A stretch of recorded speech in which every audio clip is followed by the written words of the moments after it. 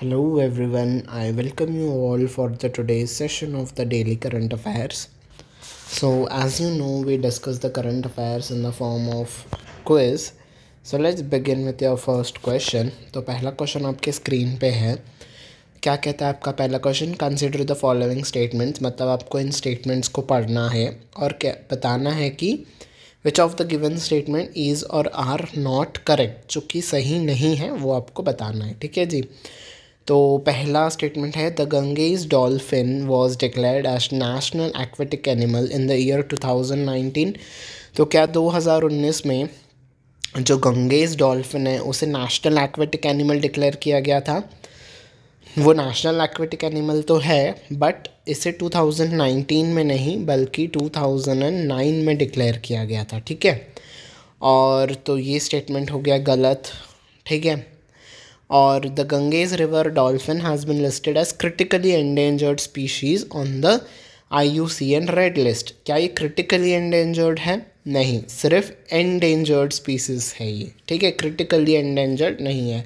तो ये भी गलत हो गया. तो कौन से सही नहीं है? मतलब पहला भी सही नहीं है, दूसरा भी सही नहीं है. तो करेक्ट आंसर कौन सा होगा? Neither 1 nor 2. Option number D. ठीक है. स्टेटमेंट बेस्ड क्वेश्चंस आपके आजकल एग्जाम में बहुत आते हैं तो आपको पढ़ना होगा. Where is the first Gangetic dolphin research centre institute located.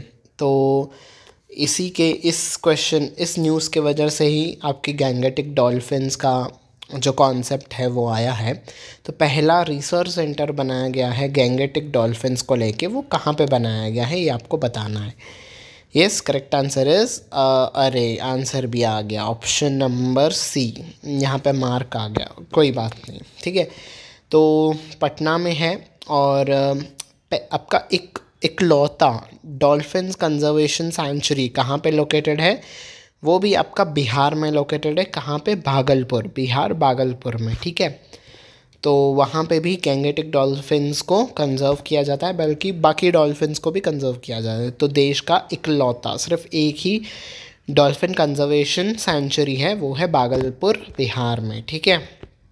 Next question is what is the name of the river under which India's first under river metro tunnel has been built. तो river के नीचे से metro tunnel बनाई गई है. तो किस river के नीचे से बनाई गई है वो? इंडिया की वो फर्स्ट रिवर मेट्रो होगी. तो हुगली. हुगली कहाँ पे आता है? कोलकाता में. ठीक है.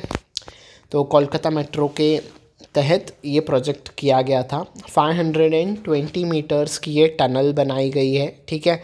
इस टनल को क्रॉस करने में कितना टाइम लगेगा? आपको 45 सेकेंड्स का टाइम लगेगा. ठीक है. आप 45 सेकेंड्स में से क्रॉस कर लोगे.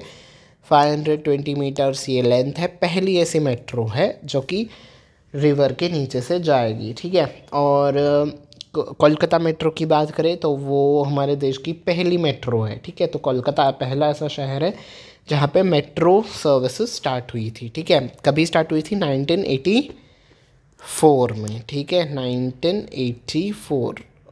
ओके. तो 1984 में आपकी पहली बार मेट्रो स्टार्ट हुई थी. कहाँ पे? कोलकाता में. ठीक है. Next question. El Nino is associated with the warming of which regions sea surface temperatures. तो एल नीनो जैसे कि आपको पता है ये साल एल नीनो के इफ़ेक्ट्स से ग्रसित था. ठीक है. तो किस समुद्र का पानी के कॉन्टेक्स्ट पे हम बात करते हैं जब एल नीनो आता है?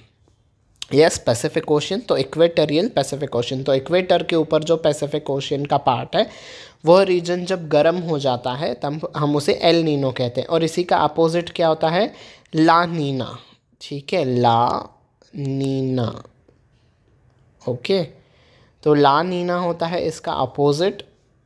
जब इक्वेटोरियल पैसिफिक ओशन का पानी ठंडा हो जाता है हम उसे ला नीना कहते हैं. ओके जी. तो एल नीनो में क्या होता है? बहुत बारिश कम हो जाती है और टेम्परेचर बहुत ज़्यादा हो जाता है. और ला नीना में बरसात बहुत ज़्यादा हो जाती है और पानी बहुत ज़्यादा ठंडा हो जाता है इक्वेटोरियल पैसिफिक ओशन का. ठीक है. ये न्यूज़ क्यों आई थी? बिकॉज वर्ल्ड मीटरोलॉजिकल डिपार्टमेंट जो है उसने कहा है कि ये साल जो है ये पिछले 5 सबसे ज़्यादा गर्म सालों में से ये एक रहेगा. ठीक है. Okay. Next question is who is credited with the development of India's first ready to serve dragon fruit beverage. तो किस इंस्टीट्यूट ने ready to serve dragon fruit beverage बनाया है? Yes, correct answer is option number D, Indian Institute of Horticulture Research. ये कहाँ पे स्थित है? बेंगलुरु में। ठीक है, ये आपका बेंगलुरु में स्थित है। ठीक है जी, ओके, बेंगलुरु कर्नाटका। और जैक फ्रूट को दिस इज़ ड्रैगन फ्रूट को आपको वेजिटेरियन मीट भी कहा जाता है, बिकॉज़ ये मीट के सब्स्टिट्यूट में यूज़ किया जाता है। और कर्नाटका से इसे थाईलैंड और बांग्लादेश में एक्सपोर्ट भी किया जाता है। ठीक है, तो ये थी इसके रिलेटेड न्यूज़। अगले क्वेश्चन की तरफ हम आते हैं। Consider the following statements of regarding the world banks women business and law index. तो वर्ल्ड बैंक ने वुमेन बिजनेस और लॉ इंडेक्स प्रकाशित किया है। इसके हिसाब से आपको इन स्टेटमेंट्स को कंसिडर करके बताना है कि कौन से स्टेटमेंट्स हैं correct. India's ranking improve to 113 out of 190 countries. क्या इस बार 113 थी इंडिया की रैंक, और क्या वो इम्प्रूव हुई थी? येस, करेक्ट, बिकॉज पिछली बार इंडिया की रैंक 126 थी, इस बार 139 है। ठीक है, तो ये स्टेटमेंट है correct. Indian womens enjoys 60% of the legal rights given to men. तो मेंस के कंपैरिजन में जो राइट्स हैं उस पर 60% का इंडियन वुमेन को मिलता है। येस, करेक्ट, तो बोथ 1 और 2 आर करेक्ट। ठीक है, ओके जी। नेक्स्ट क्वेश्चन की तरफ हम आते हैं।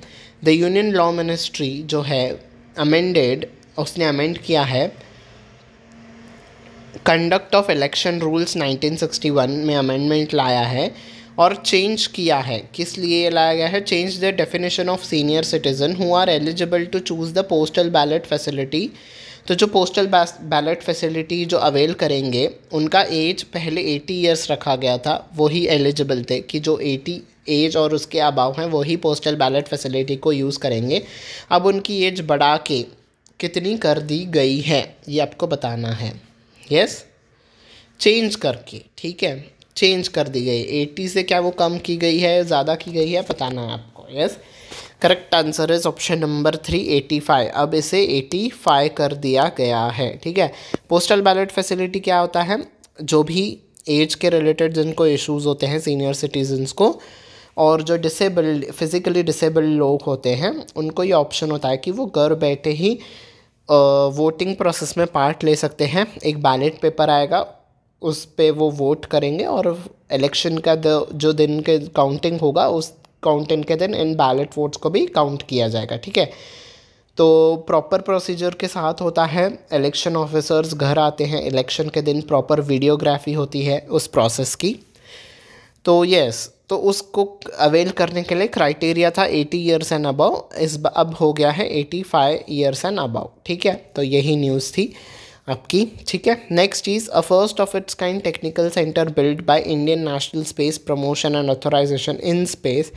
एक फर्स्ट ऑफ इट्स काइंड मतलब पहले देश का पहला अपने तरीके का एक सेंटर बनाया गया है, स्पेस प्रमोशन सेंटर। ठीक है, जिस पे स्पेस के रिलेटेड फैसिलिटीज़ आपको प्रोवाइड की जाएंगी, टेस्टिंग फैसिलिटीज़, लॉन्चिंग फैसिलिटीज़, ताकि प्राइवेट प्लेयर्स भी पार्ट ले सके स्पेस इकोनॉमी में। ठीक है, तो वो कहाँ पे इनॉग्रेट किया गया है? किसने इनॉग्रेट किया है? Union minister for science and technology Jitendra Singh ने इनॉग्रेट किया है। कहाँ पे वो इनॉग्रेट हुआ है? क्या वो बेंगलुरु है, चेन्नई है, दिल्ली है, अहमदाबाद है, हैदराबाद है? कहाँ पे इनॉग्रेट किया है वो आपको बताना है। Yes, correct answer is option number 4, Ahmedabad, Gujarat. ठीक है, तो अहमदाबाद के गुजरात में से इनॉग्रेट किया गया है। ठीक है, next question is future Generali India life insurance. तो इस लाइफ इंश्योरेंस कंपनी को मैनेजिंग डायरेक्टर एंड सीईओ के तौर पे किसे अपॉइंट किया गया है? Yes, correct answer is Alok Rungta. ठीक है, तो इन्हें future Generali India life insurance का managing director and CEO appoint किया गया है। ठीक है जी, next is dash medal winners are now eligible for government jobs. तो कौन से मेडल विनर्स को अब कल ही ये अनाउंसमेंट हुई थी। ठीक है, कल न्यूज़ में अनाउंस किया गया था कि अब वो लोग भी गवर्नमेंट जॉब्स के लिए एलिजिबल हो जाएंगे, मिलेगी नहीं, एलिजिबल हो जाएंगे, ठीक है। जो स्पोर्ट्स कोटा होता है ना गवर्नमेंट जॉब्स में, उसके लिए एलिजिबल जाएंगे। तो yes, correct answer is option number 4, Khelo India, ठीक है, के जो मेडल विनर्स होंगे, ठीक है। तो आपने अभी पढ़ा होगा, खेलो इंडिया यूथ गेम्स हुआ, यूनिवर्सिटी गेम्स हुआ, विंटर गेम्स हुआ, है ना। तो उसके जो भी मेडल विनर्स रहेंगे उनको अब स्पोर्ट्स कोटा में मिलेगा, ठीक है, जैसे ओलंपिक मेडल विनर्स को मिलता है। तो अब इन्हें भी मिलेगा दिस स्पोर्ट्स कोटा में गवर्नमेंट जॉब, ठीक है जी। तो yes, this was it for the today's session. I hope you have liked it, ठीक है। If you have liked it, don't forget to hit on the like button. मैंने सारे sector से न्यूज़ लाने की कोशिश की, चाहे वो स्पोर्ट्स हो, अपॉइंटमेंट्स हो, कोई नया लॉ पास हुआ हो, ठीक है। तो सब कुछ मैंने आपका इस सेशन में इंक्लूड किया। आई होप आपका अच्छे से रिवीजन हुआ होगा। एंड येस, आप अपने बाकी फ्रेंड्स के साथ भी इस सेशन को शेयर कर सकते हो, चाहे वो किसी भी एग्ज़ाम्स की प्रिपरेशन कर रहे हो, जहाँ पे भी उनको करंट अफेयर्स यूज़ में आएगा, उनके लिए सेशन बहुत ही हेल्पफुल प्रूव होगा। तो आप उनके साथ भी शेयर करिएगा। And last but not the least, subscribe button पे भी प्रेस कर देना, ताकि आने वाले क्लासेस की नोटिफिकेशन आपको टाइम टू टाइम मिलती रहे, ठीक है जी। So yes, until we meet next time, take very good care of yourself. Bye bye everyone.